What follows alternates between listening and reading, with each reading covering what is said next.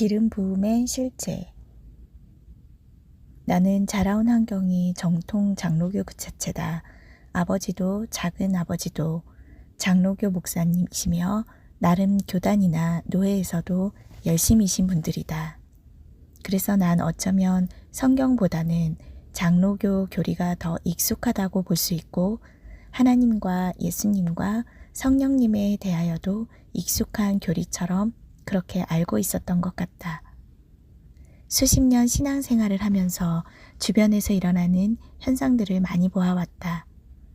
영적 현상들이라고 하지만 그 현상들 중심에 있는 사람들의 부도덕과 말씀에서 벗어나는 행동들 때문에 그런 것들에 대한 반감을 많이 가지고 있었다.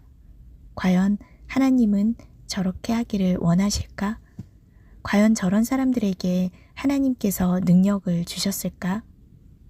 그러면서 세월이 흘러 어느 날 보니 난 목회자의 아내가 되어 있었다. 내 힘으로 갈 수 없는 길이며 내 지식으로도 갈 수 없는 길이며 내 노력으로도 갈 수 없는 길이다. 너무나 부족한 자이며 연약한 자이다. 내 방법으로 할 수 없다는 것을 깨달았을 때 정말 많은 수업료를 지불하고서야 그것을 깨달았을 때 내가 할 수 있는 것은 무릎을 꿇는 것이었다. 남편과 난 매일 밤 무릎을 주님 앞에 꿇고 우리의 무능과 무력함을 고백하였다. 우리는 아무것도 할 수 없습니다. 우리는 그저 통로이기를 원합니다. 주님께서 하시옵소서.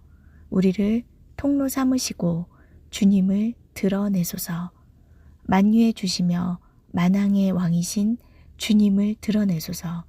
주님의 계획을 이루시며 주님의 방법을 동원하시며 주님의 뜻대로 하시옵소서.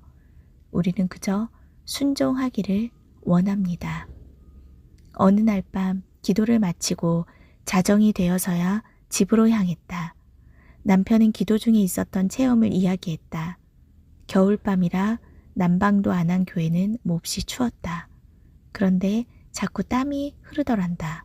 손으로 닦으면 또 흐르고 또 흐르고 연신 닦아내다가 깨달았단다. 손에 아무것도 묻지 않는다는 것을. 마치 기름 같은 것이 미끈거리는 느낌으로 서서히 흘러내린다. 성령께서 말씀하셨다. 그것이 기름 부음이라고. 남편도 나도 현상이 일어나는 곳에 찾아다니는 것을 좋아하지 않는다. 예언받으러 다니거나 안수를 받는다거나 다양한 현상들에 대하여 부인하는 것이 아니라 신뢰하지 못하는 것이다. 보름 정도 있다가 나에게도 동일한 현상이 왔다. 예전에는 몰랐는데 성경에 기름 부음에 관한 구절들이 많이 있었다. 아, 기름 부음은 개념적인 것도 아니고 비유적인 것도 아니며 상징적인 것도 아니다. 기름 부음은 실제였다. 기름 부음을 느끼고 나서 기름 부음에 관련된 성경을 보니 정말 감동 그 자체였다.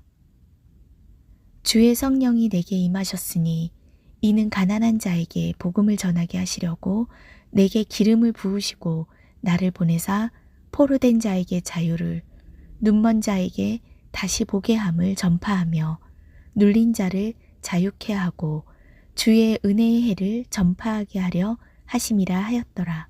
누가복음 4장 18절에서 19절 말씀.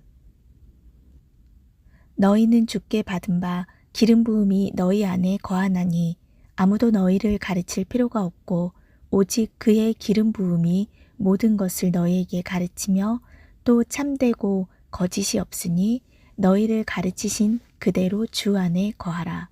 요한일서 2장 27절 말씀. 놀랍지 않은가? 그 기름 부음을 느낀다는 것을 1년이 지난 지금도 여전히 예배 가운데 기도 중에 말씀을 볼 때, 말씀을 가르칠 때, 영적인 대화 가운데 기름 부음이 느껴진다.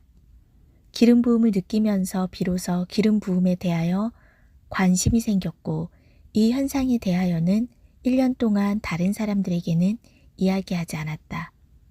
누군가 이것을 실제로 느끼는 사람이 있었다면 나도 부담 없이 이야기했을 텐데 이런 현상에 대하여 들어본 적도 없고 물어볼 만한 사람도 없어서 그냥 주심이 주신 은혜려니 하며 1년이 지나왔다.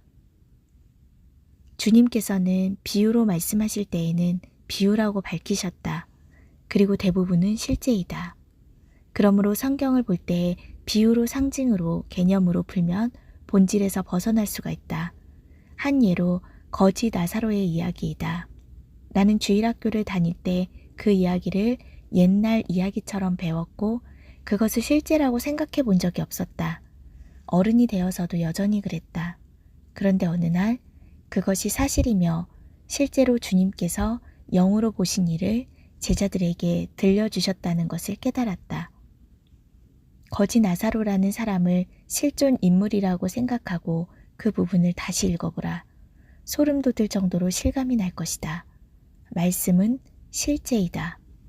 기름 부음도 실제이며 천국도 실제이며 지옥도 실제이며 주님이 다시 오시는 것도 실제이다. 명심하라. 주님이 다시 오시는 것은 반드시 일어날 실제이다.